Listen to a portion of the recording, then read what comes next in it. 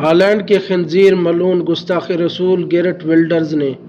دوبارہ اقتدار ملتی ہی حضور علیہ الصلوۃ والسلام کی شان میں ایک دفعہ پھر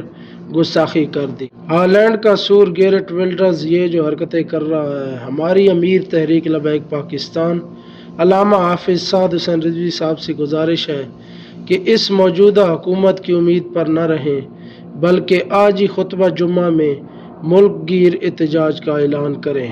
تاکہ عالم کفر اور ان کے یاروں کو پتہ چلے کہ نبی علیہ الصلوۃ والسلام کے غلام ہر وقت ہر حالات میں حضور علیہ الصلوۃ والسلام کی عزت و ناموس پر پہرا دینے کے لیے